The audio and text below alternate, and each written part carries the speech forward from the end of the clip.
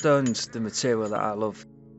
It's hard, it's challenging, it's millions of years old. I like the battle to an extent of that physical process of actually yourself against this really hard ancient material and finding something and giving it a new life, really. Once you've made a sculpture, you've created something that's got a new life. The angle grinder is quite an aggressive tool. It's there for taking the bulk of the material out. It's to speed up the process, so you're knocking away large pieces and then getting it down closer to the shape that you want before you can start to refine it. It's something that I've learnt to love. It's dirty, it's dusty, and it's something that's it's become something that's not quite like the hammer and chisel, but it's a tool that I'm very comfortable with. The hammer and chisel is like, I guess it's like an extension of yourself.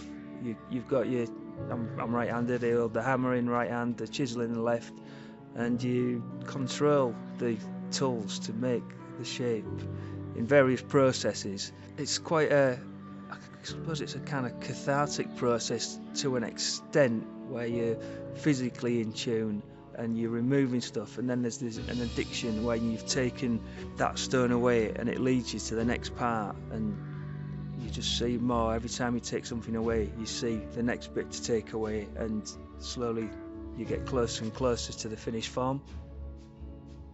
Started sculpting about 20 years ago now. Tried a few different things, and it was going to university and giving a hammer and chisel. This was the thing that felt right to me.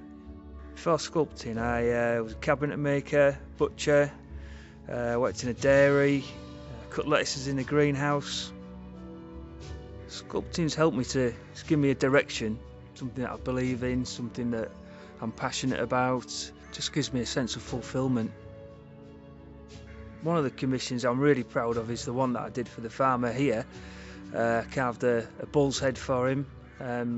Although I've been involved in larger scale public art projects such as the Comedy Carpet and the MK Rose in Milton Keynes, I think the bull is probably one I'm most proud of.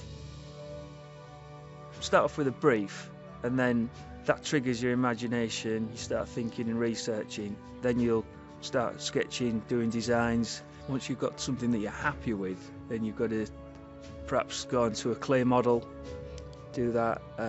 You'll be tweaking it all the time. You might do a series of clay models or plaster models.